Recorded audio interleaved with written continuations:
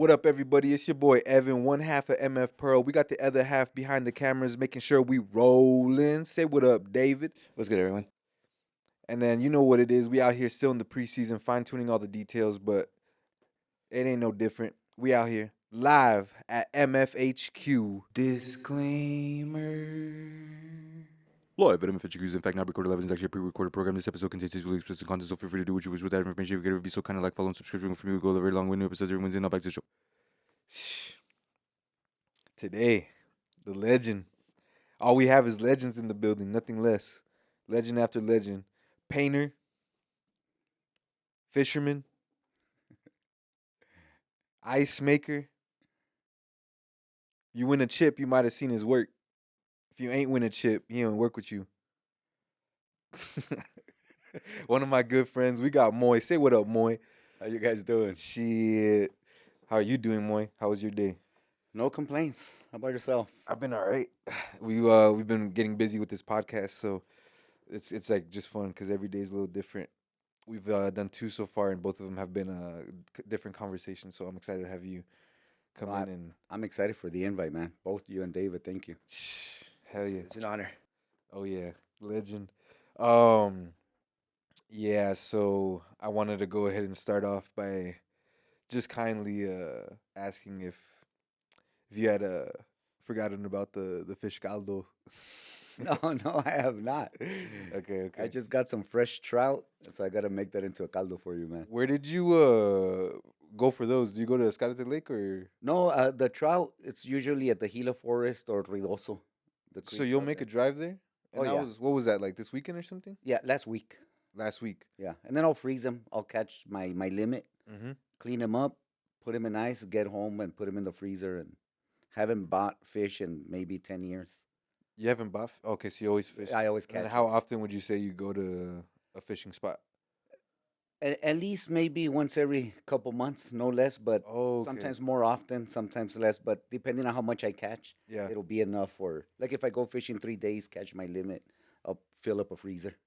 Is that all you do? Just fish? You don't hunt or anything like that? No, I've gone quail hunting, dove hunting, but no big game, no mammal, just fishing and birds. And you don't eat birds, right? Yeah, we eat those also. Oh, for real? Yeah, quail and dove. Dang, I can't say I've ever had that. It's pretty good. Yeah. Yeah. What do you use for bird hunting? Shotgun. Shotgun. Yeah.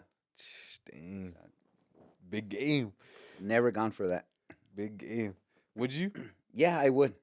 Just need to find the friend to go with. Man, I mean, birds and fish are right, but I don't know if I'd be able to go out in the forest and I don't know woods maybe. What do you? Yeah, the forest, And the woods, or the desert, even depending on what you're looking for. I've played this game called Red Dead Redemption, and there's hunting in the game, and it's just like nah. A bear can come up out of nowhere, and I just imagine that's like the same thing as real life, to be honest. Even fishing, if you're really deep in, you'll have the mountain lions, the bear that. Yeah, I've gone fishing one time at Hideaway Lakes. Okay, in Tornillo. Yeah, but it was terrible. I don't know what we did wrong. Maybe it was just the wrong time, or we didn't go prepared because we didn't have no bug off spray. And Oh yeah. man, it is no joke how many mosquitoes and all that were out there. It's like when you were walking, you couldn't move forward without feeling them. Like they're just all over you, That's and it was terrible. So we just chilled in the car for like hours. We decided to leave because it wasn't worth it, and then we just ended up chilling like in a ditch. Like we just had to go to a ditch because it looked kind of like Hideaway Lakes. what?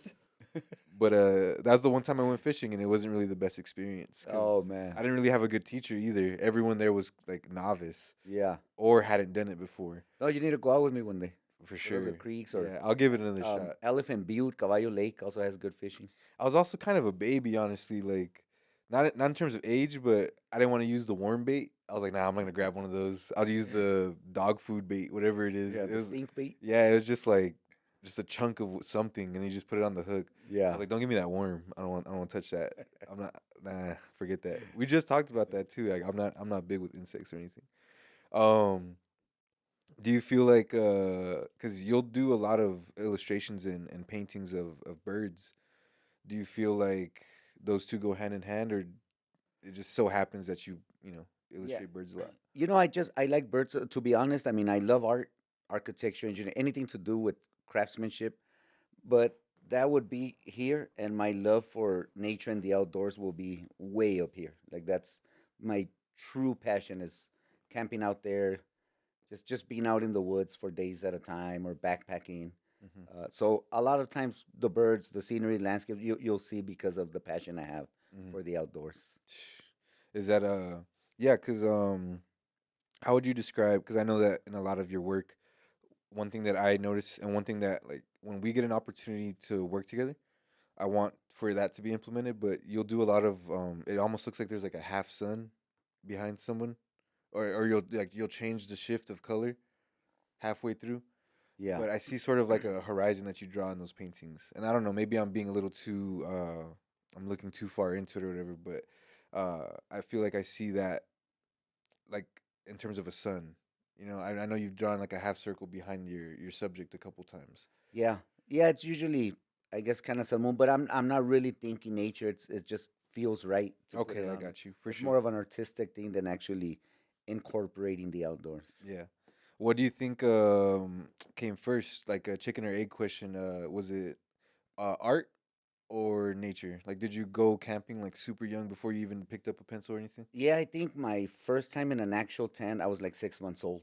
Dang, 6 months old. Yeah, yeah. My parents would take us to Ridoso maybe 3 times a year, Aguirre Springs. I mean, anywhere that we could go. Hueco Tanks. We were just always Dang. outside. I went to I forgot who it was, but I went to like a concert when I was like 6 months old, or Oh, I was like I really? was like in the womb still. I think no, I was in the womb still. That's pretty neat. So that was my thing.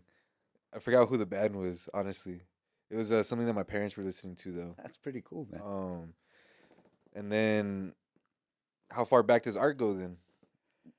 As far as I could remember, Yeah. growing up, well, my dad started building his house here in Socorro.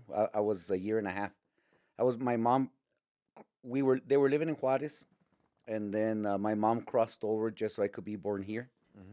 And then we went back to Juarez for a year, my first year and a half. And then my dad was working on a house here in El Paso, working in El Paso, but living in Juarez. So it was just getting long. So he just moved us into this house. But the house was really, it was just a little room. We were one of the first like three houses there in Socorro. There was no electricity, no water. There was uh, there was just no utilities. So he just moved us in. We had no windows. It was one little room, and then we had like a little not propane. It was I don't remember the type of liquid my dad would use in it, but it was like a giant glass candle. So my mom would use that as a heater, as a light, and to cook on top. And then we'd fill up the 55-gallon drums of water. We'd go to the city to fill up three of them. One of them was for cooking, drinking, one for bathing, and one to mix cement. Because my dad never had a mortgage, never paid anybody to help him on the house. So he was just working every day from a little room, moving. So at a very early age, since I was that old, I was always there with my dad, looking at him work, and I saw even though he didn't have a lot of construction experience, he's one of the best craftsmen I know. Hmm. So I grew up just seeing him making things straight, and if it didn't look straight, we'd knock it down the wall and we'd rebuild it. And the four. I mean, the only thing he paid for was electricity and plumbing, but everything else, I was his little helper. It took us like 20 years to. Still, when I started dating Jessica, when she first came to meet my parents, we still had no tile. Everything was still cement. Our restroom bathtub, we had built it, formed it out of cement. So I got a lot of craftsmanship, uh, I guess, classes from him without realizing. Yeah. And then we'd he'd help me out by playing. We'd make our own toys. We'd get wood. He had a ton of tools, and we'd make little sculptures. And he would make my bicycles from like scrap parts, Hmm. and we'd make giant ones. I mean, it was really fun. So I was always creating with him, just always making stuff. And then in my mom's side of the family, there's about maybe 14, 15 artists, uh, different ages. And I had an uncle. He's now in his 70s, but he lived in Horizon, and he took me under his wing. Hmm. He's still an oil painter. He always had a job, but he was always painting. And I used to love, because he has a son my age, and we used to always just hang out, get in trouble and stuff Yeah. since I was a little kid. But I'd always go stay at his house because of his studio. Hmm. He always had a mess of oil paints and canvases, and he started teaching me and his son, like, look, this is how you mix oil, and this is what you do, and so he would stretch his own canvas. So I had that influence from my dad's side as a craftsman, Mm-hmm. and from my uncle's side as a fine artist, and then all my other cousins that were always around, several of them teaching at universities in Juarez, art and stuff. So I Man. was always around it. What would you say out of the big family of artists? How far does that go? Because you said Juarez, but does anybody maybe go to like a different continent or anything like that? Like, Well, my uncle, his name's Lupe. He's didn't go to another continent, just a family here in the U.S. and in Mexico, but he had a good run where they would invite him from different universities in San Francisco and mhm. all over California, other places, to give like portrait samples and lessons. He'd be like a guest artist Yeah. doing workshops and Eh, landscapes and stuff. So he had a really good run. Like I said, he still paints, mhm. but he struggles a little more now. He's in his 70s. Yeah. His vision's not there. He can't sit for long, but right now he's working on some new pieces, and he works large, because I'm trying to organize a uncle and nephew show with him and I. Ooh, deal, Like just have a really good show together. Our deal. own styles. Imagine that title, boy. Yeah, Deal. yeah. I'm really Deal. looking forward to getting that going. Hopefully here in 2024. Man, heck yeah. I hope that happens. Have you so then oil would you say oil painting is the first medium that you learned then? Yeah, aside like drawing, that my parents saw that I liked making stuff and drawing, so they would always buy me a ton of charcoal, color pencils, the typical, sketchbooks and stuff. Yeah, yeah. But in terms of a brush, yeah, it was oil. You ever do acrylic? Yeah, I a lot of acrylic. So when let's say you go over to have a drink and you're just chilling there and you have your canvas out at like a Tin Man or something like that, you're working with oils or acrylics or sometimes you mix it Acrylic up. and color pencil. Okay. Yeah. Yeah, I know you said paint, but I don't think when we talked about it last time. I don't know if you had I don't know if I asked which one what kind it was. Yeah. Um. And since I don't drink, I'll go Oh with yeah, my sorry. wife. She'll have her drink, Yeah, and I'm there you like, go. well, I don't want to just be sitting there drinking water. Yeah, So I'll take my, some you'll get busy. illustrations. Yeah, Yeah, yeah. might as I well don't make want to some play no art. Jenga. Yeah, exactly. um. So when you said architecture, I already wanted to like lean into it, but before what you do now, I don't want to just like I kind of want to flow in, but before you got into that, do you have any other sort of architecture experience where you're designing something that's going to end up being built? Well, other than my full time job, Yeah. yeah, I do drafting work. Well, it's been a long time. I work for a company called Dunham Manufacturing. It's Hmm. here on the west side, and it's a full fledged factory. It starts with a sketch. We design class rings, championship rings, uh, family crest ring, anything that's custom, anything that's one of a kind. But we'll knock out and finish and ship out about 150 rings a day. And I've been designing championship rings for them full time for 18 years now. This last October was 18 years now. But I originally was hired like as a draftsman, but old school with a compass, the protractor, your 30, 60, 90 angles, Hmm. and the watercolors. And we do, Protractor. yeah, That was in we my had our, school supply list when I'm like in second grade, man. yeah, Going to we Target. had our drafting tables, the kind you elevate with the gears and everything. And this was 18 years ago. And I mean, it was so cool. I loved it so much. I had taken drafting in high school, so I was in love with all the tools. And I guess also growing up with my dad, I really liked all the measurements. I was using the tape measure since I was a real little kid. So I kind of just fit right in and enjoyed it. And then with time, we started bringing in technology. Because we used to do everything by hand. Like, let's say the Chihuahuas were going to win, right? And then my boss tells them, "Man, we have a salesperson pitch to them. We could design your championship ring." So then they would come to me and be like, "Look, these guys are interested in a ring." So I do like a pencil sketch of what I thought would look good, right? Just a front, maybe side views, elevations, and then we'd send it to them. And then if they'd be like, "You know what, we're interested. Could you make us a better rendering? We want blue diamonds. We want enamel on one side. We want that you." Then I would draw it on more realistic using watercolors and stuff like that, like a fully rendered illustration, right? That was the beginning years. Then later we brought in Photoshop, Illustrator, so then it would still start the same with the sketch and everything, but then I was now rendering it in Photoshop, in Illustrator, making it look a lot more realistic. Hmm. And then from there, I mean, it's a long process. I won't get into how much change has been, but from there we would start modeling it. We'd make our own molds. Everything would get casted and waxed there in the factory, and then it goes through our assembly line of jewelers, and they finish off the ring. So it's beginning to end. From there, we got into CNC machines. So I had to adapt to learn the 3D software to start modeling for the CNC machines, but we were still making molds. And then the molds, you pour the wax in there, so you have the wax ring, and then it goes into the investment and everything finished, right? So we did that for a few years, and then a few years back, we got into 3D modeling and 3D printing now. Mm-hmm. So we eliminated the CNC machines. We use no more molds.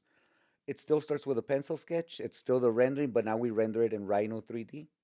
We design the prongs, the holes of the diamonds, all the math, precise the weight of the gold, if it's silver, just everything so the jeweler doesn't have a problem putting it together. Mm-hmm. Putting the stones, so nothing falls out. And we get to have fun. We could literally draw your face on there exactly, 3D model it. That's why we always hire, even if we have people that don't know the programs, we look for good artists. Yeah. We just figure if you're a good artist, we could teach you the software. Yeah. So we could draw your face, David's face on the other side, the podcast on, logo on the whatever, and then now we print everything and Some rings. yeah, Some rings for the show. everything's printed in castable wax, Yeah. and then again it goes to the factory and we finish it off and it ships out. Man. Um. So in theory, let's say the Nuggets ring that they got. Would you guys be able to, if you now that you have the creative idea to like, oh man, let's put a ring inside of a ring? Like, do you have the capabilities to do that? Yeah, Like, you guys is we have the artist, and now we have the technology. man. When we had the molds, Hmm. there was a limit because you had to design the molds to where you assemble them like a puzzle and you break it apart so the wax wouldn't break. So you had your limitations. But now with the 3D printer, I mean, we could make it depends on your imagination as an artist. Hmm. In terms of your guys's, and I don't know if you're like kind of just open to talk, but the clientele for like which champions have you guys worked with? Is it like all sports almost of all high schools or? Yeah, high school, colleges. We've never done like an NFL, NBA because they have contracts Yeah. with big companies, Yeah. and it's Yeah. like they sign 15-year contracts, 10-year contracts. But we do a lot of college. We do a lot of uh, high school. We middle school, even kindergartens. Private sports, Hmm. stuff like that. We have contracts with the military for their Yeah. rings and stuff like that. You have like a big contract with any like school districts? You know We what I mean? Where you just do all their class rings? Yeah, the ones in El Paso, usually the ones that we sell a lot to them, but they come independently. But because they already have contracts with certain companies, but all around the nation, we have contracts with a ton of high schools. Is Dunham? Done 'em. Is it local or is it like a big No, national? it's just one where I'm at here on the west side. Oh man, the one and only national reach, Dunham Manufacturing. Yeah. No, just kidding, just kidding. I was asking though because you mentioned architecture. Is there anything that you in like your future or anything that's like a dream gig of you to like go ahead and maybe build from like a sketch? Is there anything that's aside from rings, like maybe like I don't know if you've ever been into like buildings or anything like that?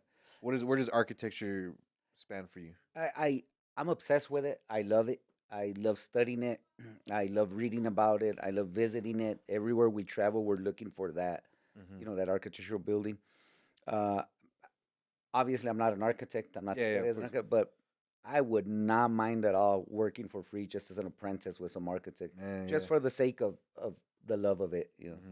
What do you? So, what sort of things do you find fascinating when you're looking at it? Like when, let's say, you go travel, how do you go about, entertaining that love for architecture?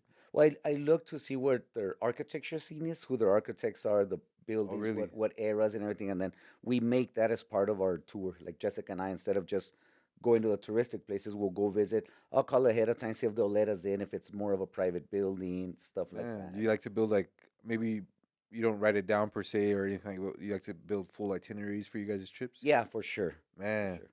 yeah. Make the time count. And you guys travel a lot, right? As much as we can. Yeah.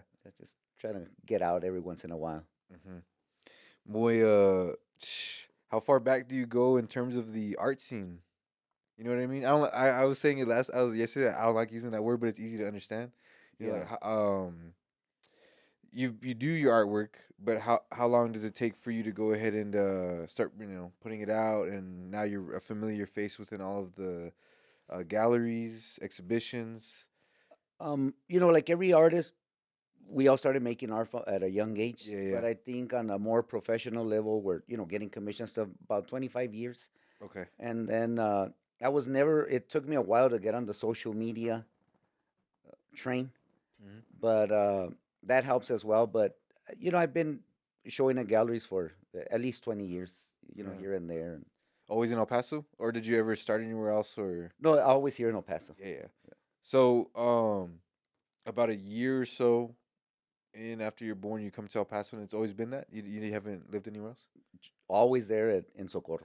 Okay, is it the same? How's the house doing? It took about 20 years to build. Is it still yours? Like, is it Yeah, still within the my family? parents still live there. My Yeah. dad's 82, my mom's 78, and they still live Man. alone. They're still there. My dad actually built me a sculpture shop there in his backyard. Because Whoa. like I said, I've always, even though I people see that I'm just painting and drawing, but I love sculpture. I love building stuff with a purpose, stuff that works. I love making furniture. I love anything that I could build. And my dad built himself because he became a mechanic. It's crazy because my dad never went. He only went to kindergarten. He never even made it into first grade. Man. He had to start working full time in Durango, Mexico. And at about 9 years old, he started crossing to the U.S. on his own. Come work, just hop a train and work whatever he could the fields, go back, send some money to his mom. He was the oldest of 9 siblings. So somehow he became a mechanic, and he Mhm. made his own house, gave us all an education, and just raised us. And I so much respect for the man. But he built himself he always worked for a company, but he built himself a mechanic shop in his. He has a big enough yard, and with all the tools, everything. And then instead of a lift, we built a hole so you could drive, cemented hole with stairs so you could drive your car over it and you work from the bottom. Mhm. And then I was always working there. I was always building. We have welders, we have sandblasters, a lot of tools there. But sometimes I'd have to not work so he could work, like overhaul the transmission, and I didn't want to be making dust, cutting wood or whatever. So one day he just told me, you know what, you need your own shop, and he went and bought all the steel, aluminum siding, and every time I go, I'd help him, and before we leave, he'd be like, just put these on the wall, and then I'd go the next week, and there was more and more until he finished it, and he installed 110, 220 electric ports for the welders for Man. electricity. He installed a pneumatic and with a giant compressor for me. Uh, Sandblasters. He has tables. I mean, welder. You name it. He just so every time I go, we're always making stuff, and Yeah. I'm there a couple times a week. Yeah. Um.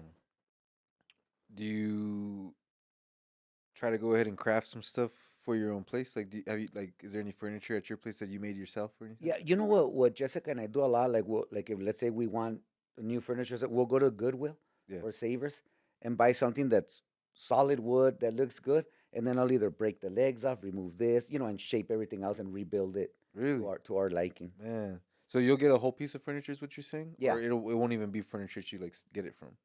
No, a lot of times it's like old school furniture, and I'll make it a little more modern. Just change it up, but the basic is there, so I don't have to Gotcha. start from absolute scratch. Man, this table is from a thrift center, family thrift center. Family Thrifty.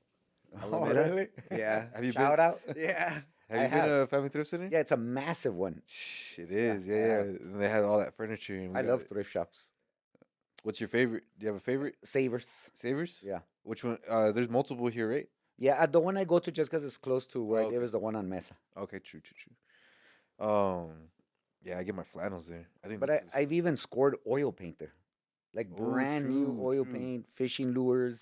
Yeah. Have you been to Black Fridays? Yeah, I You heard have. of it? I've only heard of it.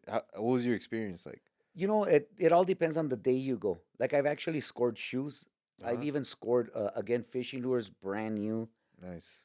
That's pretty cool. But it depends on when you go. Because I've also gone and just skunked. Yeah. Found absolutely nothing. You got there too late, or I just ca- or sometimes they it don't just even have wasn't the stuff. day. Um, when it comes to your art supplies, if you're not getting it, if you're not finding like a lucky find, where do you usually just go if you're just gonna get it, normally?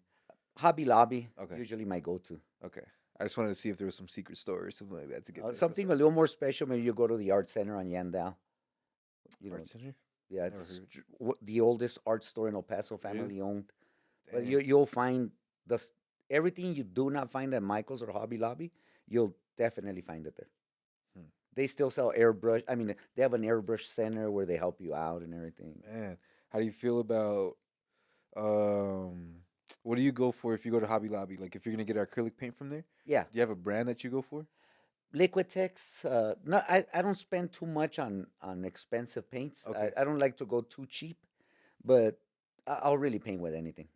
What about? Is there anything that you will go ahead and like? Oh, your brush. Like you gotta get a good brush. A decent brush, yeah. You do want to Nothing. go I mean, I buy them at Walmart and the canvases, whatever. yeah, canvases. I paint a lot on wood, Yeah, that's true. uh, You do. s- You do. Yeah. so I just go find a good piece of wood. I'll buy the 4x8, and then I'll go to the sculpture shop at my dad's, and I'll slice them up there, frame them up there. Oh, you can just buy like a plank of wood. Yeah, the 4x8, like the whole sheet, Mm-hmm. and then just the 1x or 2x, depending on the size, and then I just frame them up. I take it you know how to stretch your own canvases at this point. Yeah, I usually don't stretch them. I usually just paint on wood. If I'm gonna use canvas, I'll just buy it. Okay. What would be a point where you're like, okay, I'm gonna paint on canvas for this one. Depends on if it's for a customer and they want it on Mm. canvas. Okay. True. True. True. Man, Some people want the canvas. what's been what do you think's been one of those things that I'm starting to think about it and I'm like, man, this episode's gonna be cool because there's gonna be like an ambient rain sound like the whole time. I don't know if you could hear I the rain a could. little bit. It Yeah, sounds awesome. it's gonna be ambient. We're gonna leave it in there. Um, I was gonna ask, what's been your process? Just because, as a creative professional, there's obviously things that we can relate, even though we don't have the same medium. Whether mine's through photo and film, and yours is through paint. I wanted to know a little bit about your experience as a, I guess, a professional artist where you do commissions and people, will pay you for gigs. What do you think have been some of the biggest lessons you've learned along the way, like pricing or service? What do you think's really hit home for you? Well, I mean, there's a lot that goes into it. When you do it for several years, and it's different for every artist. Yeah. For me, it might be certain things that maybe for another artist, it's a completely different thing.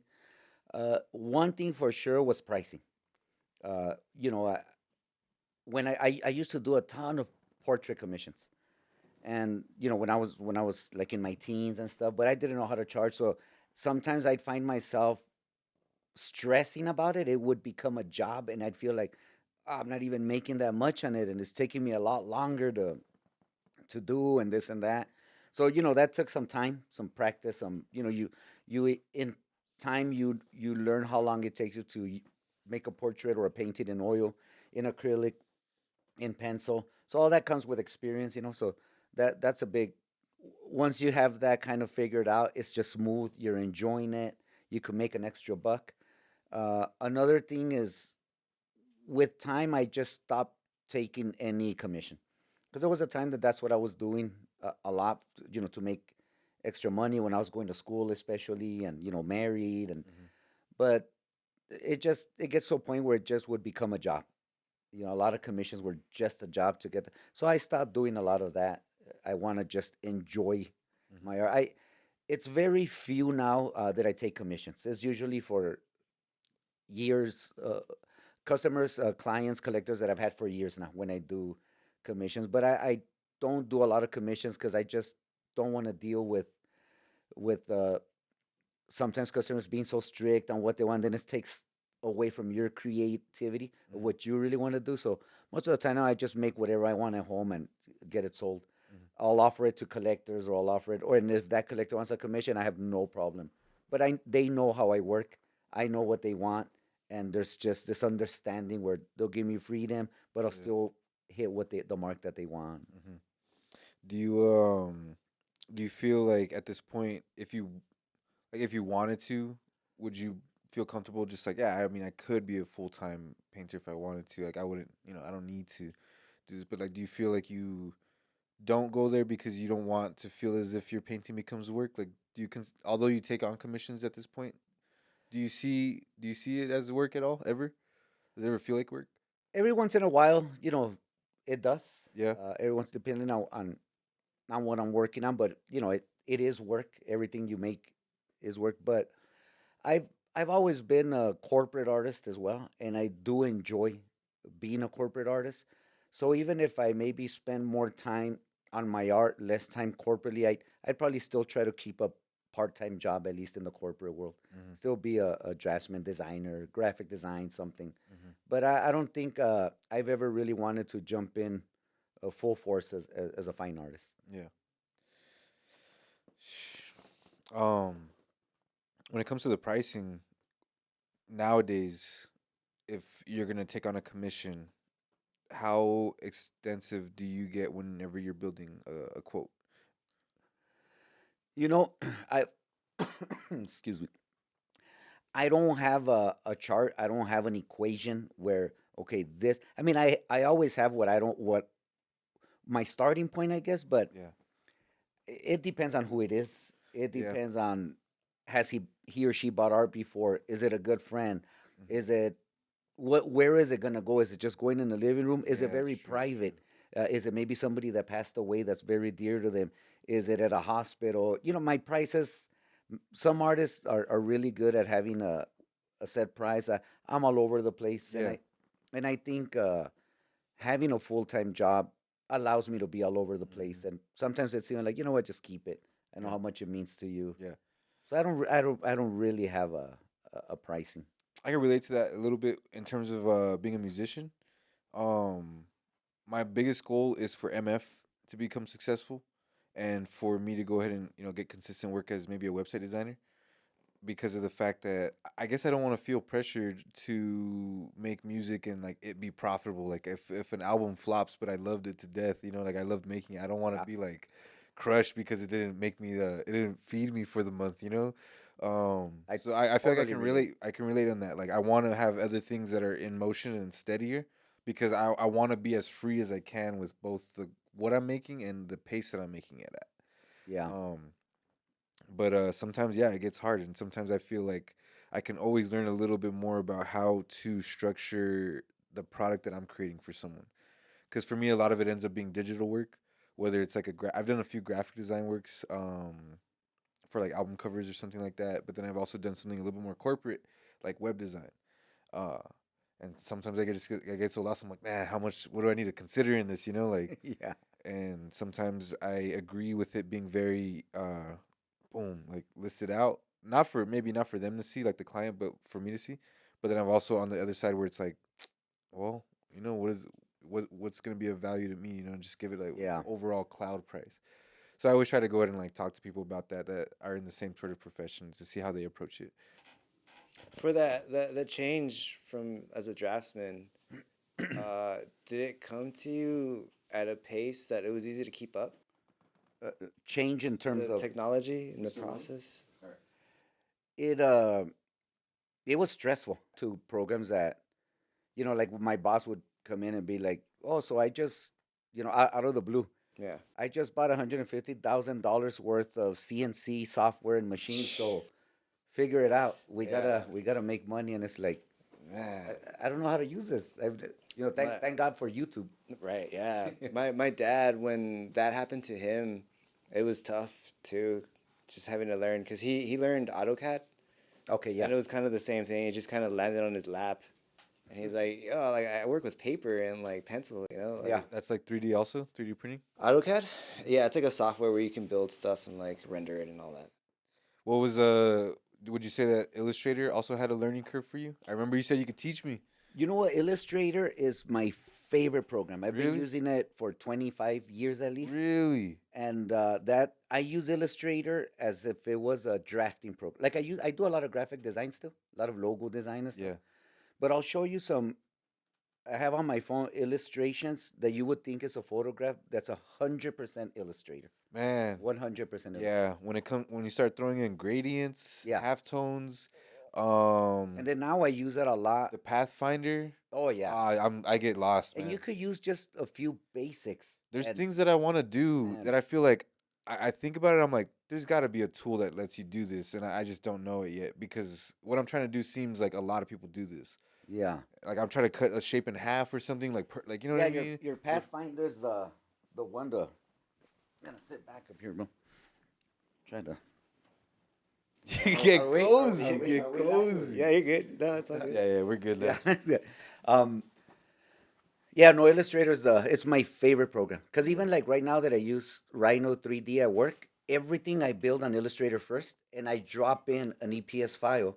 Like I'll drip it. Like let's say I'm gonna make a championship ring that has all these gables on top, walls, and everything. I'll do it all on Illustrator, the shapes, measure it out, and then I'll drop that on Rhino, and from Rhino I use that as my frame to start building into a 3D model. Yeah, you got to use EPS so that it transfers from all. Exactly. Ugh. So, that How many different softwares do you use?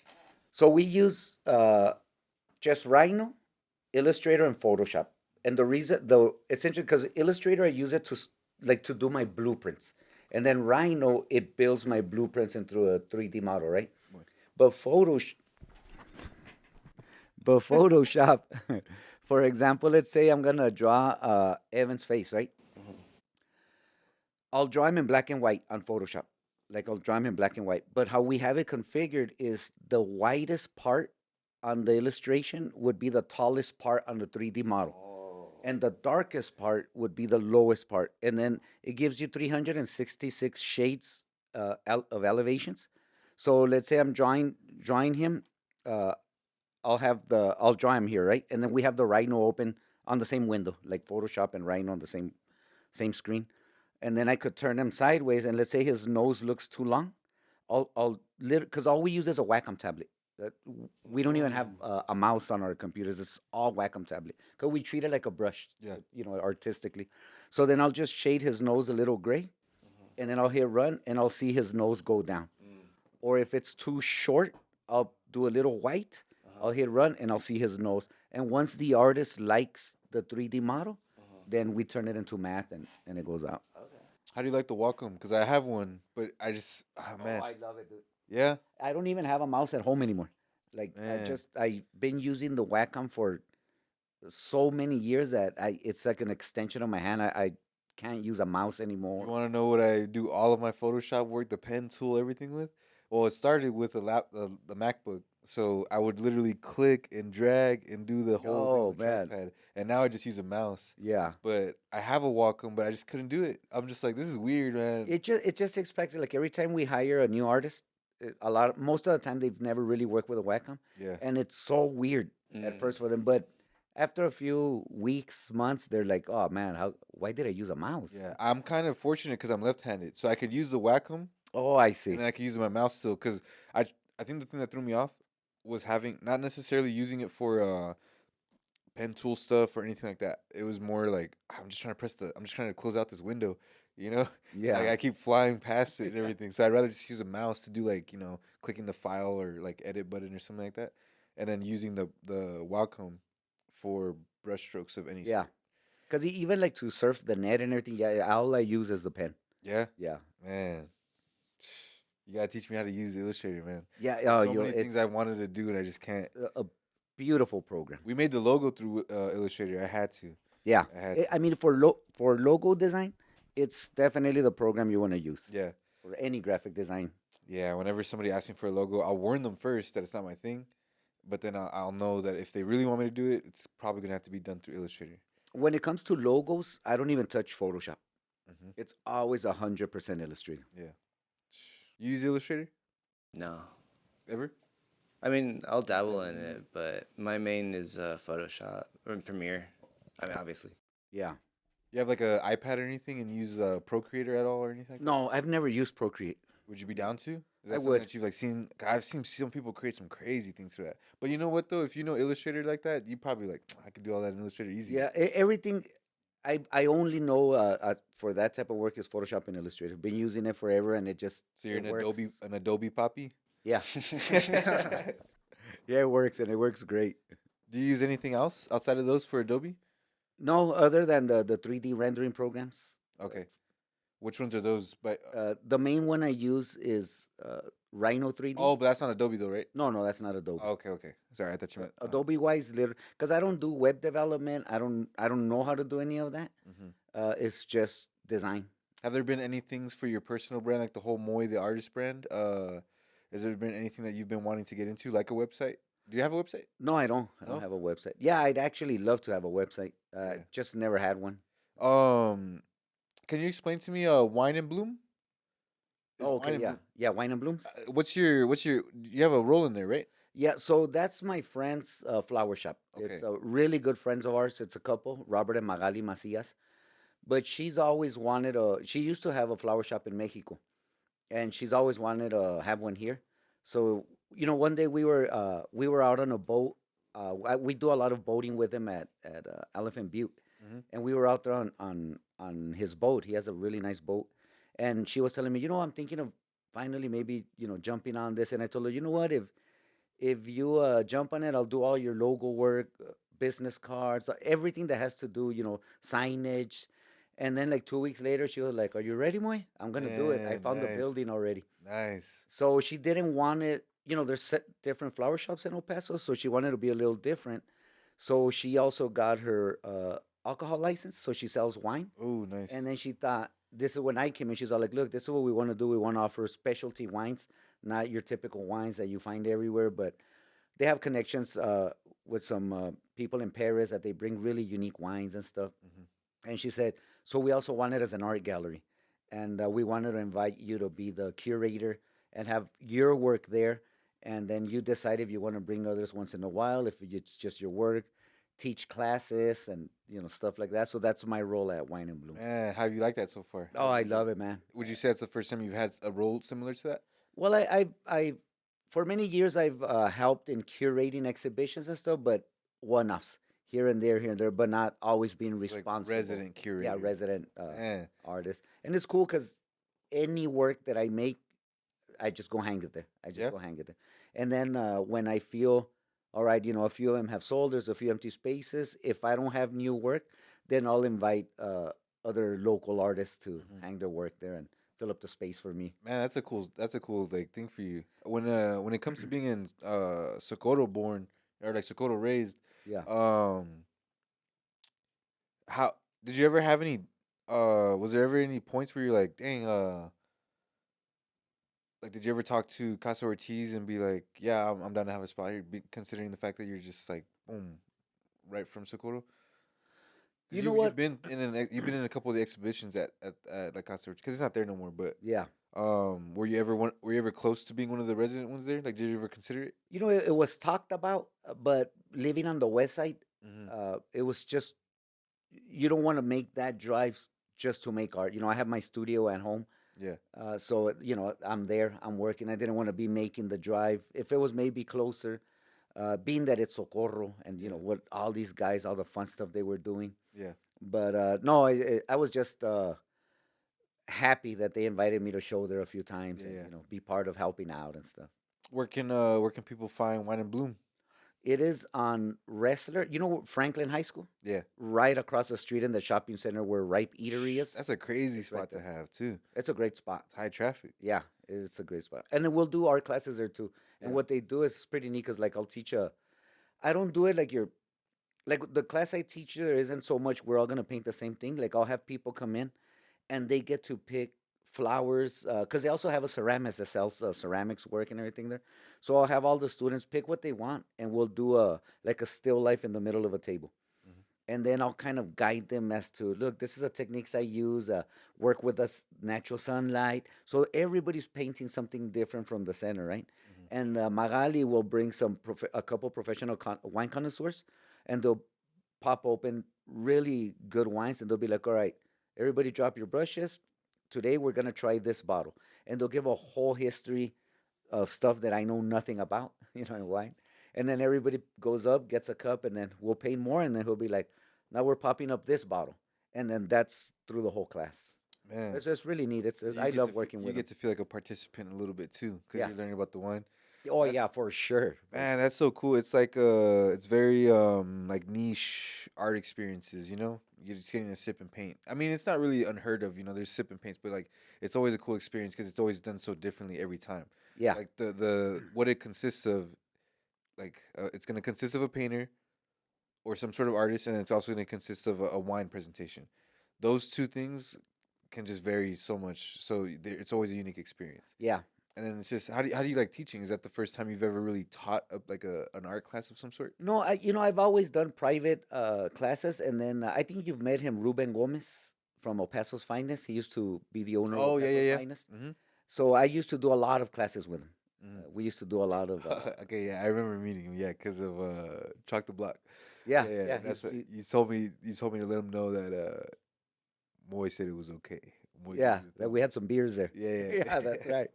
Yeah, so I used to I used to have a lot of fun with Ruben in that shop. I mean, we were always hosting the whatever crazy idea I had that I'd pitch to him. Hmm. He was always like, "Go for it." Yeah. You And, ever? and we do a lot of classes. Sorry, sorry. You ever have aspirations to have your own shop? Do you consider Wine and Bloom a little bit of like? Yeah, it's not mine. Yeah, My name's not on the contract, but it definitely feels like home. yeah. It really does feel like home. They're like I said, these guys are more than friends. They're family to me. Hmm. So we work together, and they give me 100% freedom when it comes to the art. Magali's always like that. That's your department. I don't mess with it. That's you. So it does feel. You do feel part of it. Does that experience right there kind of give you an itch to have just a boom Moy like studio? It does. It does at times. It's that's always a yeah. I've done business with different galleries. With like I was saying right now with Ruben, Yeah. we had so much fun. I remember we started these classes where we would teach 1 month classes. Hmm. So we would start like the first day. We meet once or twice a week for a month, Yeah. and like the first day, I would just teach technique, like using the palette knife, using, or and then they'd pick something that they wanted to do, and then the rest of the classes, it was just kind of guiding them to what they wanted to do. And at the end of the month, Ruben would give them a solo exhibition, group exhibition, so they could invite all their friends and family to see what they did. So I enjoy doing that with Magali. Working with Gabriel Marquez. I've always had a lot of fun. Him and Tamara are always so open to. They're great at curating. Yeah. They're great at having shows, and anytime they invite me to be part of something, I mean, I jump at it. So I sometimes I want to do my own, but sometimes I really enjoy just working with others as well, and Yeah. different venues, different areas, uh, with less pressure and more fun. Yeah. Okay. Yeah. That's a good way to put it right there at the end too. I wanted to ask, where do you think, like, what do you think from your past, your history, your culture, all your experiences? What do you think bleeds the most through your art? Would I guess I kind of want to redirect that. I wanted to ask, how much of your roots in Socorro, if any, do you think bleeds through your artwork? A lot of it. I do a lot of the '90s. I was a cholo in the great '90s. Oh yes, man. Segways, baby, segways. So that comes in a lot. Sometimes without really thinking about it. Yeah. You'll see my moon, my moon. You'll see the moon in a lot of my art. That sometimes I don't really think about it. Moon. Sorry, I called it the sun and everything like that. It's the moon. Yeah, it's the Um, moon, and you'll see it shame on pop up me. in my work randomly because I grew up in a neighborhood there in Socorro called Moon City, Mhm. off of Moon Road, and we were in a gang. We were the Moon City Locos, Moons. a gang back in the. I mean, it goes back to the '90s, early '90s, and then it was just it was just great times in those times. You know what? The word gang member comes across very negative, obviously, to a lot of people for many reasons. But you always hear, oh, well, it's because it was kids that maybe didn't have love at home, broken home. It was not at all the case for me. I had a great childhood with great loving parents. I was missing nothing but love. But I was an adventurous kid. I mean, I was never a bad kid, never a cold hearted kid, never a adrenaline junkie, but I like trouble. I Yeah. really enjoyed, the trouble, the adventure. And then growing up, so we all in that neighborhood, it's the same people. Like to this day, it's all my friends' parents that still live there. So it's not like we came into a gang at 14, 15 and thought, oh, I just met these guys. I found a group. These are friends of ours that were in the gang that we just grew up together. We've all known each other from 3, 4 years old. So we were just getting in trouble together. And then, you're in this neighborhood, you start hitting your teens, that testosterone, you think you're the toughest kid in the block. So you start forming gangs, and before you know it, we were part of this gang, Moon City Locals, and it just got big, and it's still around. It's still a prevalent gang in the Lower Valley, still very respected. Yeah. And every time I go visit my parents, I meet up with the old homies, the old friends. They'll see my car, they'll stop by. A lot of them are there visiting their parents. So if I see them on the neighborhood, I'll stop by.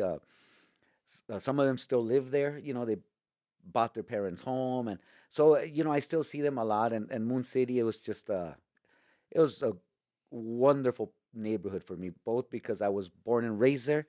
I had a great childhood with my immediate family, and then all the crazy, great friends that I had Yeah. that became like brothers. It's Yeah. just great memories there, man. We got our group of friends over here. We go back to like as far as kinders, as far as like being born into just being like across the street neighbors.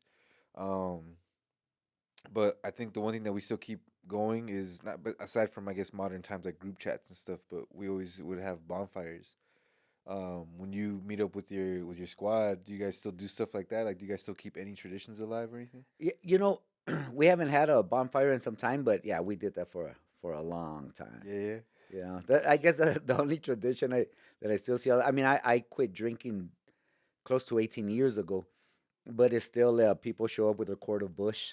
You know, It's that's like what a we 40, always. like a 40 ounce or Yeah, something. 32 ounce. That's what we just we wouldn't even buy like cases of can. We would buy cases of quarts of Bush. They come in 12 packs, Yeah. just the 12 bottles, and we'd all show up with one.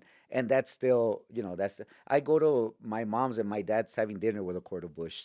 Yeah, at 82. Man, we did that. We usually, I mean, we're from the age of getting a 30 pack. That's our thing. So, but there was one time where we did a Edward 40 hands. Oh yeah. You ever heard of that? You ever heard that No. one? You know what Edward Scissor hands is? Yeah. Edward 40 hands is when you have two 40s, and you tape them to your hands. It's Mickey's malt liquor. Yeah, yeah. Oh, I know exactly Yeah, what yeah. that And is. I think what's the thing? You just can't remove them until So the you idea finish, right? is the first person to finish them without having to pee wins. What? Yeah. And But what do you it- win? Another 40? It's bragging rights, I Yeah, guess. just So you have to chug these 240s. And when you finish one, I think you can take it off, right? You can unduct tape it from your Yeah, hand. like, that's 'cause the they're- only way they're you can duct do it. taped to your hand. And those nights are. Yeah, good that's nights. a lot. 240s. is- Yeah. 240s. That's not a small amount. That's 80 ounces of beer. That's Definitely 80 have to go restroom after that, which is the point. Wow. Yeah. That's our experience with like malt liquor and stuff like that. Yeah, I was never a whiskey, wine. I was just a beer guy. Always a That was beer. my drug of choice, I guess. Yeah. But like I said, it's been close to 18 years that I went cold turkey. So why do you go cold turkey? Were you just I remember what you told me last time, and I've heard it before. But you had enough of an experience to last you the rest of your life. Yeah, it gets to a point where everything in excess is too much, and Okay. it was just getting out of control. Yeah. And for me, I am man enough to know my limitations and Yeah. understand that it wasn't gonna be I'm gonna slow down. I'll just take a break, or I'll keep it. I knew for me it was just the best move. You start to mature at a certain point as well, and then married man. Yeah. I got to. There was times where I'd be thinking, all right, let's say I'm a little intoxicated here, and somebody breaks into my house, and my wife is there. How am I gonna live that I can't defend her? What's gonna? There was a lot of that, a lot of trouble. There was like I said, I would get in a lot of trouble, and Yeah. Yeah. beer always seemed to find that trouble. And Moon City. so it's close to 18 years cold turkey already. So I just became my wife's designated driver. How do you was it I mean after 18 years I'm sure you've gotten into the habit and you've built that discipline, but I mean maybe even today you still have a little bit of like crave like damn, yeah, let me just be with these guys. What do you think helps you kind of just get that FOMO out of your face, you know? I loved the feeling and I loved the taste and I crave it every single day. Okay. Every single day. I used to, Jessica, I remember when Jessica used to get mad because I would shower with a quart of Bush at 6 a.m. before going to work.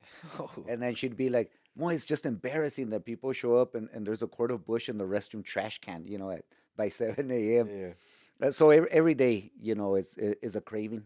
But like I said, it got to that point that it just Yeah. had to change. If somebody wants to kind of chill out with their drinking, what do you think would help them out? Like if somebody's been like, damn, man, yeah, I'm trying to, but at the same time, it's just somebody hits me up and I'm down, you know what I mean? Well, I mean, it's different for everybody.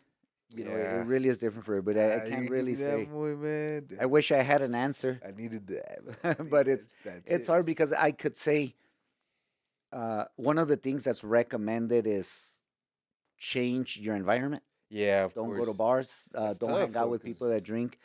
But I never changed it. I never stopped Yeah. going to bars, and I was able to pull it out. So I can't say, "Oh, do this or do that." It's I did what worked That's for true. me. That's true. That's true.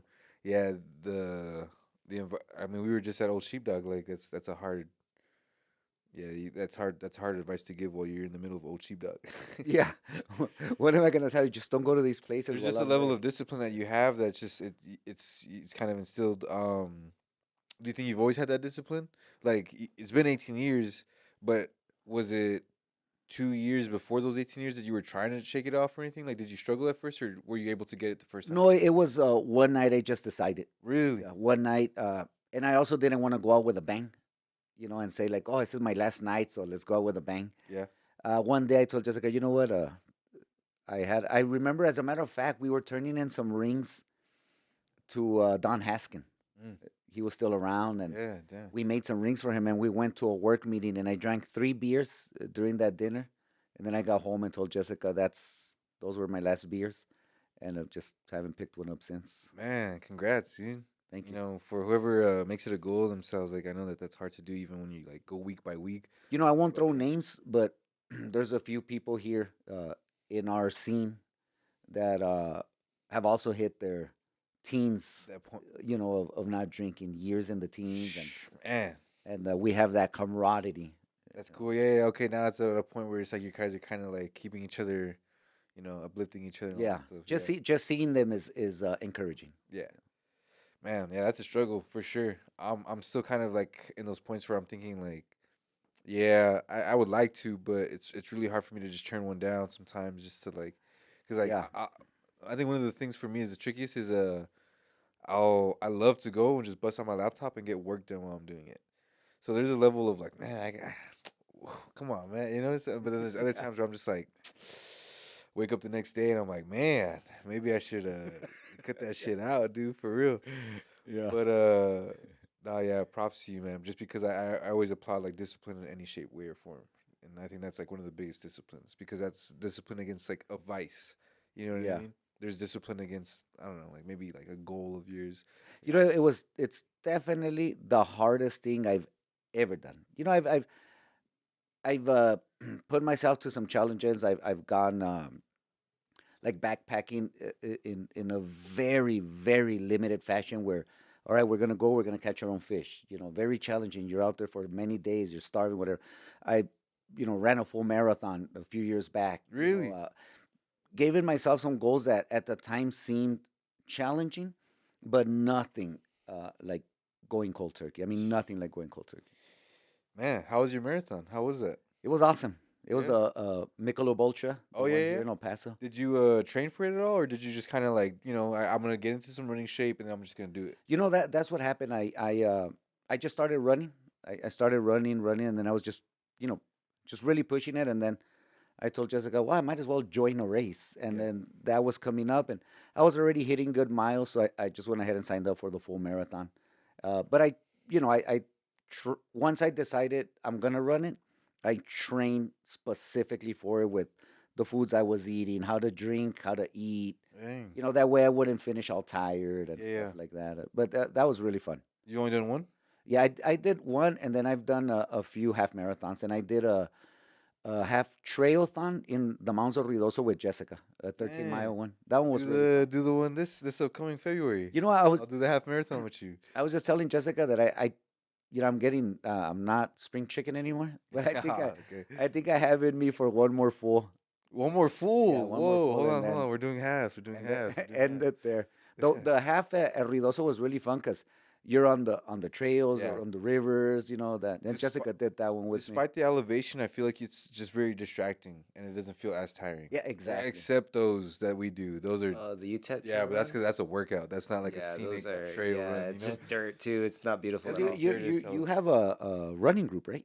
Yeah. Trying to get people to come through. It's just kind of like friends with amongst other running groups right now that come by. But yeah, just it's because there's not really too many runs that go on in the lower valley. So I want Yeah. to just well, we always run in the lower valley. So just if you guys want to come by, we have a Órale. Skyante Lake. You know, we have Shaver, and it's just got this whole nice trail that we like to run through. That's awesome. And it's man. cool because it's I've flat. seen your videos. Yeah, man. We just did 8 miles on Monday. Just an 8 mile run, real That's a quick, good nice run. and casual. That's the only thing with the. I love that full- you've done halves and fulls that you're not even like, oh yeah, it's a good run. Like, No, it is a good I run. come across people who are like 8 more, and I'm like, no, hold on, man, hold on. Like, this The- is nothing. The only thing with the full marathon is it got so monotonous, so boring. You know, I'm just looking at my feet. I had headphones. Eventually, I got bored of them. You know, and then you're just wanting it to end. Yeah, that'd be one of the. I don't think I've done halves, so I don't think I've ever been able to. A half can get a little boring, but it's also not. I don't think it's long enough for you to be like too bored. Um, have you? Nah. Well, what was your time? Do you remember your time? Yeah, it was close to 5 hours. I That's wasn't really good, Moy. I Dang. wasn't trying to beat a record. I wasn't trying to qualify for Boston or anything. I just Yeah. wanted to make sure I finished under the 6, and it's what I trained for. Like the time I finished is more or less the time I trained for, where I would finish still with a lot of energy, not be worn out, still say, hey, Yeah. let's go party. You know, When you did it, when you were going through your training, what was the longest run you did leading up to the marathon? the longest one was 14 miles. Whoa! So I- like you just went into the marathon thinking like I'm practically gonna double the longest I've ever ran. Yeah, because I felt good at 14. If anything, maybe I took it to 16 at tops, you know, pushing the maybe a little further. I remember always the 14, but I never really marked that time. But I always knew that I could finish it off. I always knew if I could run these miles, you know, I always finished with some energy because a lot of times those 14 I would run, but I wasn't really like pacing. I was just sprinting, you know, just going Damn. so I knew that if I could sprint that long, I could definitely finish the marathon. Yeah, if you like pace it and all that. Yeah, Did you do like go gels or anything like that? yeah, or- for sure. At the actual marathon, I did Yeah. because I kind of calculated how many calories I would burn, Oh, okay. and then I thought, okay, if I'm gonna burn, let's say 4,000 calories, I had to eat at least 4,000 calories because that's why you finish all week and people faint because you know they burn all those calories and they have no Yeah, reserve. So there's when no you're shit. done, it's like I mean you're just looking weak. I never knew you ran no marathon, boy. That's badass, man. It was fun. That's Fun. that's one of those accolades that like not too many humans. Oh, a lot of humans have it, but like in theory, like out of how many humans there are.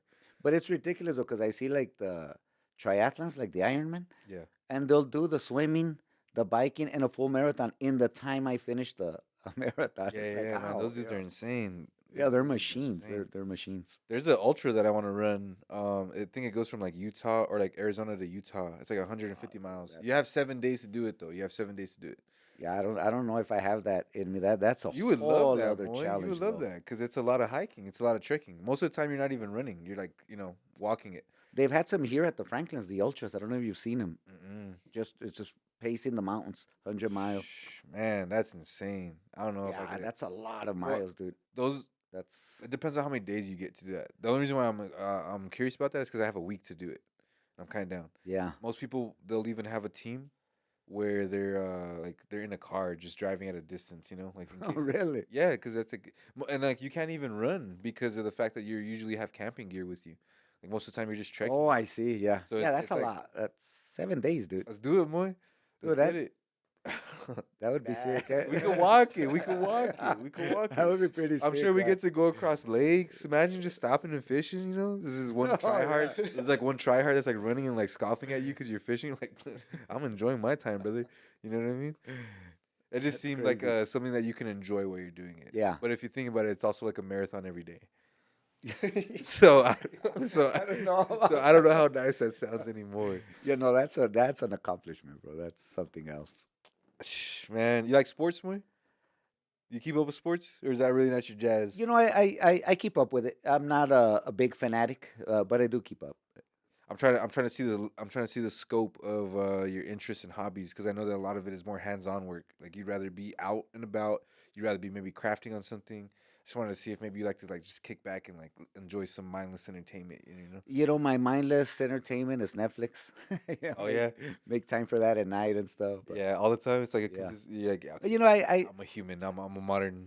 I'm yeah, from this. I do a little of everything. I have, like everybody, my hard weeks of labor, and then Yeah, I my feel you. times where sometimes, I sleep very little at night, and people might think like, oh, he's so busy, he's work. I was on YouTube, you know, looking at rat traps, You got a for YouTube 4 hours. Premium? You use YouTube Premium? No, regular. Oh, you use it with regular YouTube. ads? Yeah, Oh I use man, it you're with insane. ads. You're insane. So I'm like an average. Just happen to draw. Yeah, just give me off ads. Give me ads. Yeah. I don't need all that. Do you have any travel goals like places you haven't been yet that you're like, yeah, man, that's on our list. You and Jess. Yeah, yeah. I mean, we have a lot of maybe too many that will actually hit. Uh huh. But in terms of travel outdoors on a personal level, I would love to do like the Appalachian Trail, like what you're saying right now about hiking, running. But this is with no pressure. Yeah. It's just like hike those Where's 100, that at? Where's 200 the miles in Appalachians at? Appalachia. I mean, it runs through many states. It goes It's in the through U.S. yeah, it's in the Okay. U.S. But it's a trail where it could I take don't know my you geography at all. East, I feel like that's Eastern an US. easy thing yeah, to know. it could take you 2-3 weeks to finish that hike. Dang. But they have outposts where you could take a shower, where you could order on time some food, but you're camping on the Damn, trails. well, you You're, gotta fish the whole way, brother. yeah. I know you're capable. Have you heard of the one that's like I think in San Diego and it goes all the way up to Vancouver? What's it called? The PSI or something like that. I'm not sure. Doesn't sound It's familiar. basically the Pacific coast, and you just trek it That's all the way amazing. up. Yeah, That's sounds amazing. pretty good. Yeah, because you start off in the Chihuahua Desert down south, and you end in the basically in the Washington Forest up in Vancouver. Wow. And I think that's what happened. I mean, I've always liked nature, like I said, camping since I was little, but as I started growing up and started doing less dangerous things, looking for that adventure, it's like the outdoors kind of was started to fill that gap. Yeah. Uh, the backpacking with my brother, just we park the car at the state park, and then we just take off, and then wherever it get dark, we knock out. Whether we had a tent in the summer Yeah. or now, there was times that we would always do a December one. We've gotten caught in a ridiculous snowstorm where in a tent where our tent collapsed. We couldn't even turn on a fire because our hands were so frozen. I remember a ranger was able to get to us and told us ration your food. You can't drive out, and I think all that adventure kind of filled the void of the adventures I had when I was young, getting in trouble and stuff. And Yeah. so nature was able to do that, continues to do that. And we still do, like, I'll still take Jessica. Like last year, I took her to the Gila Forest. It was in December. We went for a few days fly fishing, and we were in a tent. I mean, it was -6 degrees. Poor Jessica's in there, with a whiskey trying to stay warm. Yeah. True, true, true. And we just went to fly fish for a few days. Just leave the city. Is there I liked what we talked about in a few other times, but is there anything that, because I feel like for me, one of the things I always like to do, and for me right now, it's painting, because I told you that I've been kind of dabbling in it lately a little bit. I even showed you one that we had gotten done, but I wouldn't say you're dabbling a little. You're showing me 3x4 foot hold on, yeah, but I like to go big. paintings, I like to bro. go. I like to go big, man. I don't like to ain't take that stuff. dabbling. But do you believe in trying to keep something in your arsenal, like in your like space, the thing that you spend time on? Do you believe in like trying to always have something that you're like a beginner at? You know what I mean? something that you're always like, okay, I'm new at this, and then you always try to keep something that's new? Like, do you always try to find new hobbies? Yeah, for sure. Even going back to fishing, even in fishing, I grew up a catfish guy.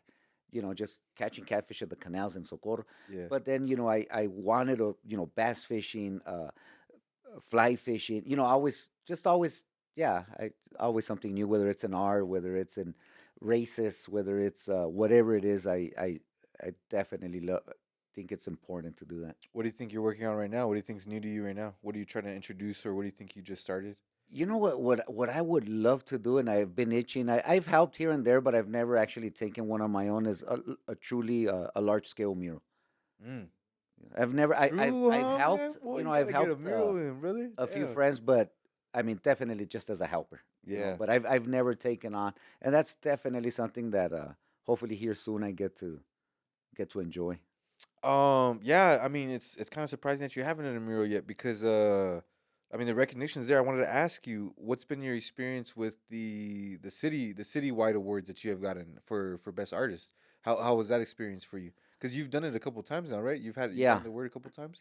it's. I mean, it's always a privilege to get anything, I guess. Yeah. Because it helps you with promotion, and I think more importantly is you really appreciate your friends, family, and fans.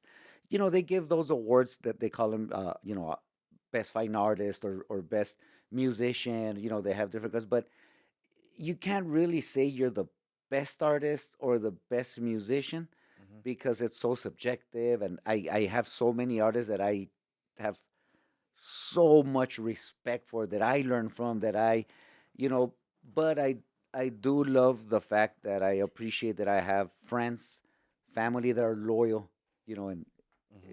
in their votes for my art. Yeah. So that's always fun on that side. And you Oh, get to go to the parties. true. Yeah. A humble legend.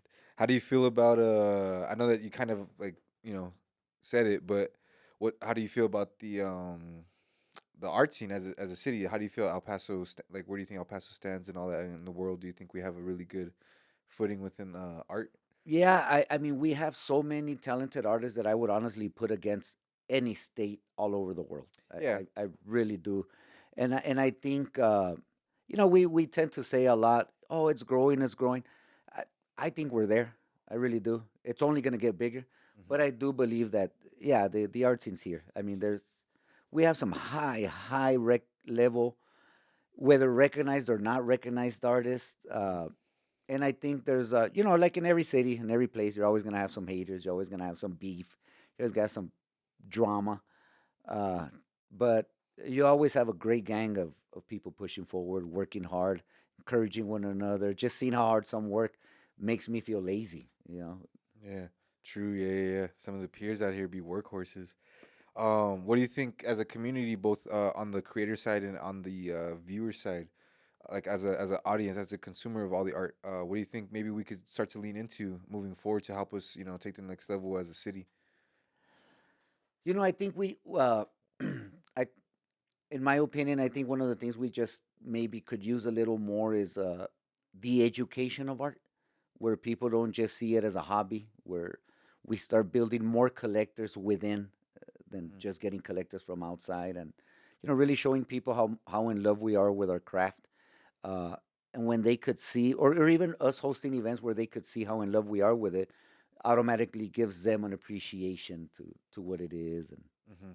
Do you mean education as in something like a class, or maybe a little bit further than that? yeah, I mean, it could be a class, it could be just talks, it could be Hmm. I remember, oh, back in the day, Hall Marcus, he used to Yeah. host this event at his old studio called Sip and uh, Sip and Slides. Okay. So this was before computers, before Roku, Netflix, or anything like that. So he used to have the slide. You guys have heard of the slides, right? Slide machines.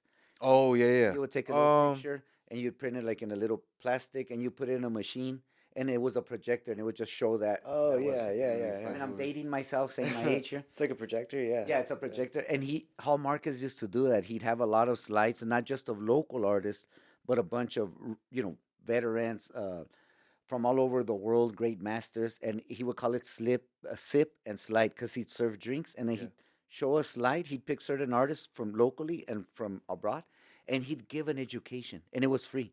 So things like that, I think really helped him Mm-hmm. to become the artist that he's become, Mm-hmm. because he was educating his customers, his clients, people that were showing up to his gallery. And I think things like that are really cool because, I mean, he wasn't just doing a sip and paint, he was educating people on the arts. And Yeah, yeah.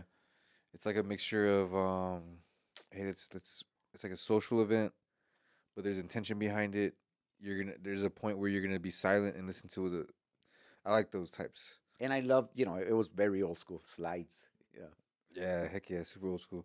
Um, I feel like that could be.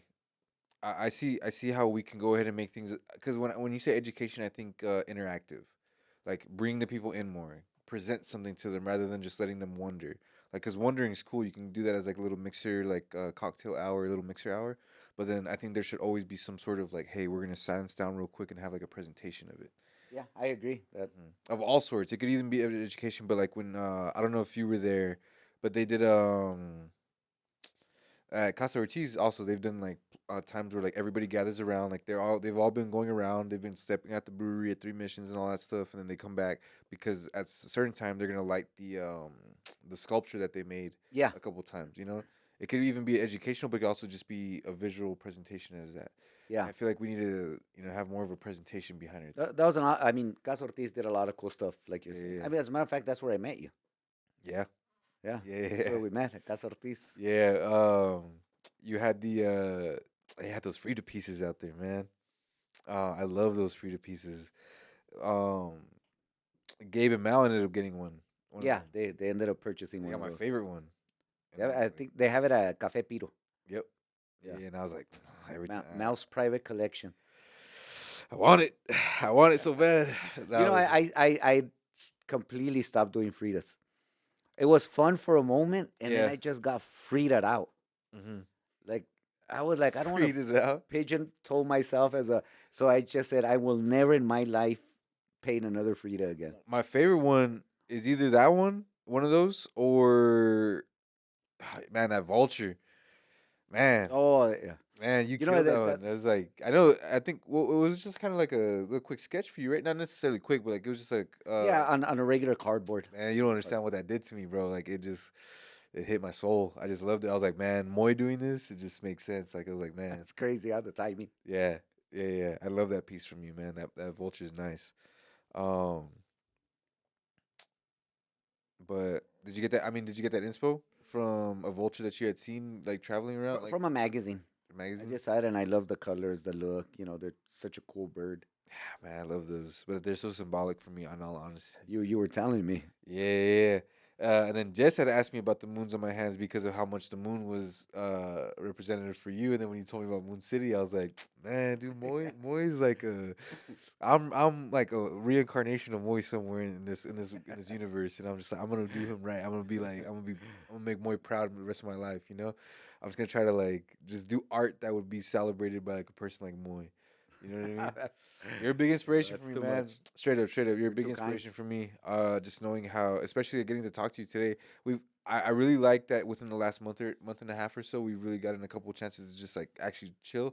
Because Yeah. most of the time we're in a setting where we'll say what's up, but we gotta say what's up to a lot of people that Yeah. time. Or one of us is working. Yeah, and some sort of it's either you got a piece at the exhibition or I got a show going on or something like that. Yeah. But this last month and a half or so has been really cool, man. I really enjoy like getting to talk to you. You're someone who I look up to, because I feel like I can really gain a lot from the stories that you tell. I feel like you tell it to me straight. You know what I mean? And Oh, I mean, you're an inspiration to myself and a lot of people, I'm sure as well. hopefully, man, because otherwise, then I'm really serving no like purpose or anything. I'm just being like a waste of space. So I just try to be intentional, and I feel like you're very intentional with the way you work too. But yeah, I think we're gonna go ahead and I think we're gonna wrap up the episode right there. Moy, It's like a plan. man, Moy, it's an honor, brother. No, I was so excited to come here.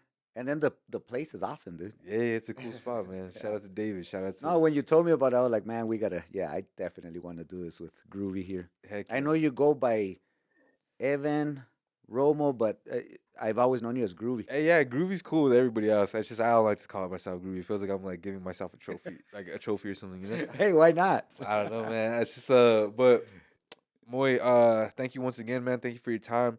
Thank you for going and sharing a little bit more about your career and your personal life with us. That's what we do here at MFHQ, man. We just have intentional talks to make sure that they're purposeful and whatnot. But that's how it is. Once again, we got David behind the cameras making sure we rolling. The man. Yes, sir. My name is Evan, the other half of MF Pearl, and you're here live at MFHQ. Boom.